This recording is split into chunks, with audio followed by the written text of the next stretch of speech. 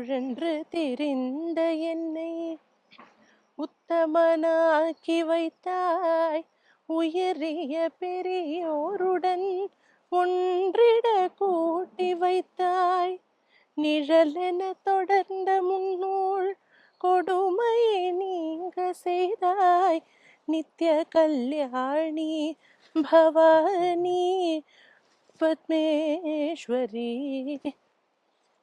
എന്ത് രസമുള്ള വരികളല്ലേ രാമ? എനിക്ക് ഏറ്റവും ഇഷ്ടമുള്ള വരികളാണ്. എനിക്കും അതെ. കാരണം നമുക്ക് ഒരു മെറിറ്റും ഇല്ല. ഞാൻ ആലോചിക്കും, ഈ ഇന്ന് അനുഭവിക്കുന്ന വല്ലതും അനുഭവിക്കാൻ എന്തെങ്കിലും ഒരു മെറിറ്റ് ജീവിതത്തിൽ ഉണ്ടോ? ആവശ്യത്തിന് പഠിച്ചിട്ടുണ്ടോ? ഇല്ല. ആവശ്യത്തിന് അല്ലേ പഠിച്ചിട്ടുണ്ടോ പറഞ്ഞാൽ അക്കാദമിക വിദ്യാഭ്യാസം ഒക്കെ ഉണ്ട്. പക്ഷെ അമ്മയെ കുറിച്ച് പറയാനോ ഒന്നുള്ള വിദ്യാഭ്യാസം വേറെ ആര് നേടിയ പോലെ നമ്മൾ നേടിയിട്ടില്ല എന്നാണ് എനിക്കെപ്പോഴും തോന്നാറുള്ളത്. എന്നിട്ട് പോലും ആ പരാംബിക നമ്മെ എടുത്ത് പാല് തരുന്നുണ്ടല്ലോ എന്നുള്ളത് വല്ലാത്തൊരു അനുഭവമാണ്.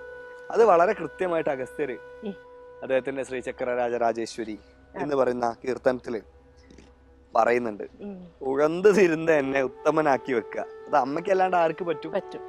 അമ്മയ്ക്ക് മാത്രമേ അത് സാധിക്കുള്ളൂ. അഗസ്ത്യരുടെ കൃതിയായിട്ടാണ് നമ്മൾ ഈ കൃതി പറയാറുള്ളത്. അഗസ്ത്യർ ഒരു വളരെ ഒരു എനിഗ്മാറ്റിക് പേഴ്സണാലിറ്റിയാണ്. എന്തുകൊണ്ടാന്ന് വെച്ചാ വേദം മുതൽ, നമ്മൾ ആദ്യത്തെ ദിവസം പറഞ്ഞു, വേദം മുതൽ തന്ത്രം വരെ അല്ലെങ്കിൽ സിദ്ധപാരമ്പര്യം വരെ ഫോക്ക് കൾച്ചർ വരെ പരന്നിരിക്കുന്ന ഒരു സാന്നിധ്യം അഗസ്ത്യരുടെ. വേദത്തിൽ നമുക്ക് അഗസ്ത്യരെ കാണുന്നുണ്ട്. അതേ അഗസ്ത്യരെ നമ്മൾ ഇതിഹാസങ്ങളിലും പുരാണങ്ങളിലും കാണുന്നുണ്ട്. അതേ അഗസ്ത്യനെ നമ്മൾ സിദ്ധനായും തന്ത്രങ്ങളിലും കാണുന്നുണ്ട്. അങ്ങനെ ഒരു മഹാത്മാവാണ് അഗസ്ത്യൻ. അഗസ്ത്യനെ കുറിച്ച് വളരെ പ്രചാരമുള്ള ഒരു കഥ, പുരാണ കഥയാണ്. മറ്റൊന്നല്ല, ശിവപാർവതി വിവാഹത്തിന്റെ സമയത്ത് അഗസ്ത്യരോട് ഭഗവാൻ പറഞ്ഞു തെക്ക് ഭാഗത്തേക്ക് പോവാൻ, തെക്കേ ഇന്ത്യയിലേക്ക് വരാൻ, ഇന്നത്തെ കണക്കിൽ പറഞ്ഞ. അപ്പൊ അഗസ്ത്യൻ പറഞ്ഞു, എനിക്ക് വലിയ വിഷമുണ്ട്, അങ്ങയുടെ കല്യാണം കാണാൻ എനിക്ക് താല്പര്യമില്ലേ, അങ്ങയുടെ അമ്പാളുടെയും കല്യാണം എനിക്ക് ഏറ്റവും പ്രിയപ്പെട്ട കാര്യ. അപ്പൊ അദ്ദേഹം പറഞ്ഞു, അത് കുഴപ്പമില്ല, നീ എവിടുന്നാണോ അത് കാണണം എന്ന് ആഗ്രഹിക്കുന്നത് അവിടെ നിനക്ക് കാണാൻ പറ്റും. ഒരു ടെലിവൈസിങ്, ലൈവ് ടെലികാസ്റ്റ് എന്നൊക്കെ പറയില്ലേ, അത് കാണാൻ പറ്റും. പക്ഷെ നീ അങ്ങോട്ട് പോണം. അഗസ്ത്യൻ ചോദിച്ചു, എന്തിനാ ഞാൻ അങ്ങോട്ട് പോകുന്നേ? പറയാ, എന്റെ കല്യാണം കൂടാൻ, ഞങ്ങളെ കല്യാണം കൂടാൻ ഈ ദേവന്മാരെല്ലാവരും കൂടെ മേരു പർവ്വതത്തിലേക്ക് വരും. അപ്പൊ ഈ ദേവന്മാരുടെ ഒക്കെ ഭാരം കൊണ്ട് ഭൂമി ഒരു ഭാഗത്തേക്ക് ചരിഞ്ഞു പോത്രേ. അപ്പൊ അത് ബാലൻസ് ചെയ്യാൻ അഗസ്ത്യൻ അപ്പുറത്തേക്ക് വിട്ടിരിക്കുക. അപ്പൊ അഗസ്ത്യൻ ഒരാളും ബാക്കി സർവ്വ ദേവന്മാരൊരു ഭാഗത്തും. അപ്പൊ അഗസ്ത്യന്റെ മഹത്വം എത്ര ഉണ്ട്. ആ പോകുന്ന വഴിയിലാണ് മൈത്രാവരുണൻ എന്നൊരു പേരുണ്ട് അഗസ്ത്യന്.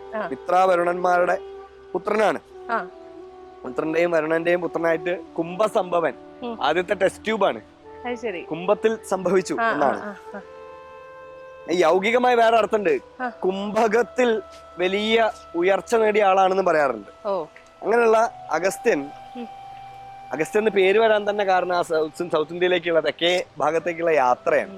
അതെന്താണെന്ന് വെച്ചാ, അന്ന് വിന്ധ്യാപർവ്വതം വലിയ ഉയരത്തിലായിരുന്നു അത്ര. വിന്ധ്യാപർവ്വതത്തിന് ഹിമാലയത്തെക്കാൾ ഉയരണ്ടായിരുന്നു. പർവ്വതരാജൻ എന്നൊക്കെ വിളിക്കുന്ന ഹിമാലയാണ്. മേരുവാണ് ദേവന്മാര് വസിക്കുന്ന സ്ഥലം എന്നൊക്കെ പറയുന്നത്. അപ്പൊ അവിടെ അതിലും വലിപ്പം വിന്ധ്യൻ ഉണ്ടാവുക, ദേവേന്ദ്രനെ പോലും വെല്ലുവിളിക്കുക എന്നൊക്കെയുള്ള സ്വഭാവം വിന്ധ്യൻ തുടങ്ങിയപ്പോ അഗത്ത് എന്ന് പറഞ്ഞ മലയാണ്, വലിയ മല, അതിനെ ഒന്ന് സ്തംഭിപ്പിക്കണം എന്ന് അഗസ്ത്യനോട്, അല്ലെങ്കിൽ ഈ ഡമ്പൊന്ന് കുറയ്ക്കണം എന്ന് കുംഭസംഭവനോട് ആവശ്യപ്പെട്ടു. അഗസ്ത്യൻ വലിയ ഋഷിയാണ്. അഗസ്ത്യനെ കണ്ടപ്പോ വിന്ധ്യൻ തല കുനിച്ചു. അഗസ്ത്യൻ പറഞ്ഞു, നീ വലിയ മലയല്ലേ, നീ ഇങ്ങനെ ഇടയ്ക്കിടയ്ക്ക് കുനിയും പൊങ്ങൊന്നും വേണ്ട, ഞാനിപ്പം പോയിട്ട് വരും, അതുവരെ നീ താഴ്ന്നു നിൽക്ക് എന്ന് പറഞ്ഞു. പക്ഷെ അഗസ്ത്യൻ സൗത്ത് ഇന്ത്യയിലേക്ക് വന്നിട്ട് തിരിച്ചു പോയില്ല. പിന്നെ കാവേരിയുടെ കഥയൊക്കെ നമുക്കറിയാം. കാവേരിയെ കുടത്തിലാക്കിയതും കടല് കുടിച്ച് വറ്റിച്ചതും, വാതാപി ഇല്വലന്മാരില് വാതാപി എന്ന് പറഞ്ഞൊരു അസുരൻ ഉണ്ടായിരുന്നു. ആ വാതാപിയുടെ പ്രത്യേകത, വാതാപിയെ ഒരു ആടിന്റെ രൂപത്തിലാവും. ഇല്ലുല എന്നിട്ട് അതിനെ കൊന്ന് കറി വെച്ചിട്ട് വരുന്ന ആളുകൾക്ക് കൊടുക്കും. എന്നിട്ട് ആളുകൾ ഭക്ഷണമൊക്കെ കഴിച്ച് ഉറങ്ങാൻ നേരത്ത് ഇല്ലുലൻ വാതാപി പുറത്തു വരൂ എന്ന് പറഞ്ഞാൽ അവരുടെ വയറ് പിളർന്നിട്ട് വാതാപി പുറത്തു വരും.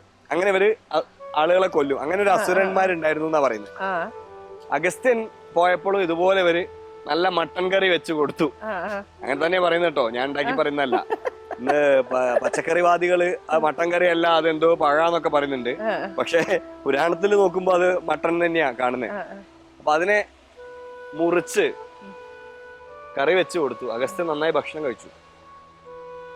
വാതാപി പുറത്തു വരും എന്ന് പറഞ്ഞപ്പോ അഗസ്ത്യൻ ഒരു ഏമ്പകം വിട്ടു. വാതാപി ദഹിച്ചു പോയി. അങ്ങനത്തെ ആളാണ് അഗസ്ത്യൻ എന്നാ പറയാ. കടല് കുടിച്ച് വറ്റിച്ചവനാണ് എന്ന് പറയും. അപ്പൊ കടല് കുടിച്ച് വറ്റിച്ച ഒരാള്, അപ്പൊ അത്രയും വലിയ ആളാണ് അഗസ്ത്യൻ. ആ അഗസ്ത്യനാണ് തമിഴ് ഭാഷയുടെ തുടക്കം എന്നൊക്കെ പറയുന്നത്. തമിഴ് ഭാഷയുടെ വ്യാകരണം ഉണ്ടാക്കുന്നത്, അതിന്റെ എല്ലാ കാര്യങ്ങളും ചിട്ടപ്പെടുത്തുന്നത് ഒക്കെ അഗസ്ത്യനാണ്. ആ അഗസ്ത്യൻ തന്നെയാണ് നമ്മൾ ഇന്നലെ സംസാരിച്ച മുതൽ ചങ്കം സ്ഥാപിച്ചത് എന്നാണ് പറയുന്നത്. അപ്പൊ അവിടെ നിന്ന് അങ്ങോട്ടാണ് ആ സിദ്ധർ പാരമ്പര്യത്തിന്റെ തുടർച്ച. അപ്പൊ നന്ദി, അഗസ്ത്യൻ, തിരുമൂലർ തുടങ്ങിയവരൊക്കെ ആദ്യം പ്രണമിക്കേണ്ട സിദ്ധന്മാരാണ് എന്ന് നമുക്ക് കാണാൻ പറ്റും. ശ്രീചക്ര രാജരാജേശ്വരി ഒന്ന് കേട്ടാലോ, ആദ്യത്തെ 2 വരി. ശ്രീചക്രരാജ സിംഹാസനേശ്വരി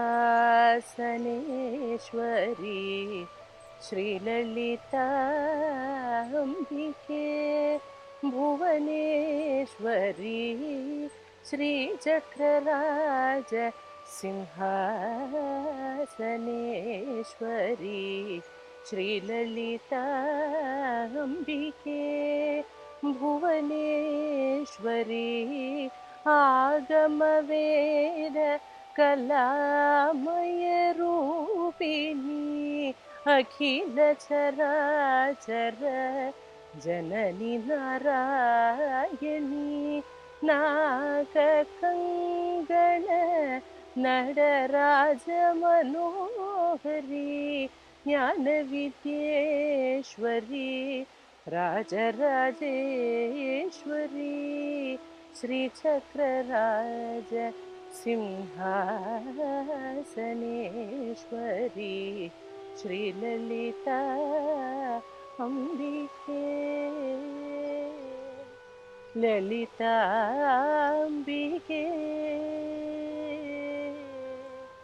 അംബികേ